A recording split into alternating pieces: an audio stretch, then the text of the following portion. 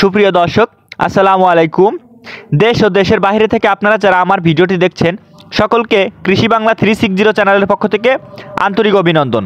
আজকের প্রতিবেদনের মূল বিষয়বস্তু হলো পেঁয়াজের সর্বোচ্চ সুরক্ষায় আমি কি বালাই নির্দেশিকা মেনটেন করেছি এবং আমার এই 30 থেকে 35 দিনের পেঁয়াজে আমি এ পর্যন্ত কি স্প্রে করেছি এবং আমি একদম পেঁয়াজ তোলা পর্যন্ত কি স্প্রে করব, সম্পূর্ণ আমি আপনাদেরকে এই ভিডিওতে জানিয়ে দেব। সম্মানিত কৃষক বন্ধুরা, আপনারা যারা পেঁয়াজ চাষ করেন আপনারা সবাই জানেন যে একটা পেঁয়াজের সর্বোচ্চ ফলাফল তার কিসের উপরে নির্ভর করে। সর্বোচ্চ ফলাফলটা নির্ভর করে পেঁয়াজের মাটিতে আপনি যদি সঠিক পরিমাণে সঠিক সার প্রয়োগ করেন এবং যদি আপনি প্রথম স্প্রে, দ্বিতীয় স্প্রে, তৃতীয় স্প্রে এই স্প্রেগুলা সঠিক মাত্রায় সঠিক স্প্রেটা করতে পারেন, তাহলে আপনার পেঁয়াজের সর্বোচ্চ সুরক্ষা নিশ্চিত হবে।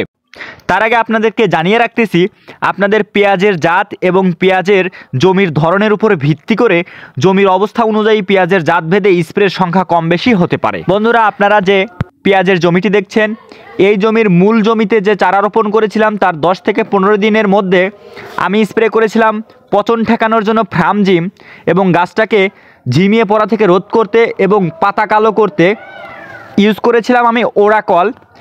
আর আমি পাতা খাওয়া এবং ছিদ্রকারী পোকা দমনের জন্য ইউজ করেছিলাম রোলান্দো।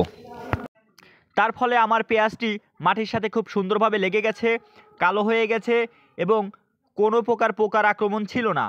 তারপরে আমি পেঁয়াজের বয়স যখন ছিল 20 থেকে 25 দিন, তখন আমি ইউজ করেছিলাম বেনপোজিয়াম প্লাস ওরাকল প্লাস পারকাস।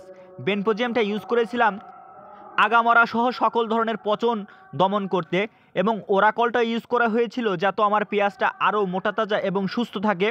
আর পোকার জন্য সকল প্রকার পোকা, জাপ পোকা, যে কোনো ধরনের শোষণ পোকা দমনের জন্য আমি ইউজ করেছিলাম পারকাস।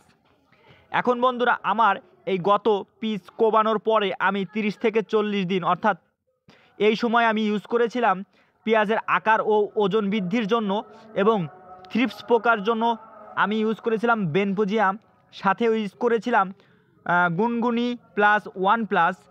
এটা ইউজ করার পরে আপনারা দেখতে পাচ্ছেন আমার পেঁয়াজটা কি সুন্দর মোটা তাজা এবং আকারে বড় হয়েছে। তো থ্রিপস পোকাও নাই, দেখেন কোনো প্রকারও কোনো পোকা নাই। এখন আমি আপনাদেরকে জানিয়ে দেব 45 থেকে 50 দিনে আমার এই পেঁয়াজে আমি কি স্প্রে করব। আপনারা যে পেঁয়াজটি দেখছেন, এই পেঁয়াজের সম্পূর্ণ আগামরা রোধ করতে এবং ফসল উত্তোলন পর্যন্ত যে কোনো পচন এবং পোকার রক্ষার জন্য আমি ইউজ করব বেনপোজিয়াম, সাথে ইউজ করব তফাত, অথবা আমি তফাতের পরিবর্তে ইউজ করতে পারি আমি রোলান্দোটা ইউজ করতে পারি, প্লাস আমি ইউজ করব টেম্পেস্ট, যাতে করে কোনো প্রকার বড় পোকা, জাপ পোকা, ছোট পোকা, সকল ধরনের পোকা থেকে আমার পেঁয়াজের মাটিটি এবং জমিটি সম্পূর্ণভাবে সুরক্ষা প্রদান থাকে এবং পেঁয়াজ উত্তোলন পর্যন্ত আমার পেঁয়াজটা একদম সুস্থ থাকে। তো ধন্যবাদ আপনাদেরকে, আপনাদের পেঁয়াজের সুস্থতা কামনা করছি এবং আপনাদের সুস্থতা কামনা করে আজকের ভিডিও আমি এই পর্যন্তই শেষ করছি। আর আমার চ্যানেলটি যদি ভালো লেগে থাকে অবশ্যই সাবস্ক্রাইব করে রাখবেন, যাতে করে আমার ভিডিও প্রতিদিন আপনার কাছে যায়। আর অবশ্যই কমেন্ট করবেন, আমি আপনাদের কমেন্টের সম্পূর্ণ উত্তর দেওয়ার চেষ্টা করব, যাতে করে আপনারা সব কিছু ভালো মতো জানতে পারেন, বুঝতে পারেন। আর আমার স্ক্রিনে দেওয়া নাম্বারে হোয়াটসঅ্যাপ আছে, যাতে আপনারা ভালো মতো পরামর্শ পেতে পারেন। পাশাপাশি বন্ধুরা, আরেকটা কথা, আমাদের এই অঞ্চলে প্রচুর পরিমাণ পেঁয়াজ চাষ হয়, যার কারণে এখানে অনেকের দানা বেঁচে গেছে অথবা দানা হাটে বিক্রি হচ্ছে। এই অঞ্চলে এখনও আপনাদের বাংলাদেশের বিভিন্ন অঞ্চলে যাদের পেঁয়াজের দানা প্রয়োজন তারা আমার সাথে যোগাযোগ করবেন, আমি কুরিয়ার করে অথবা গাড়িতে করে পাঠিয়ে দেওয়ার ব্যবস্থা করতেছি।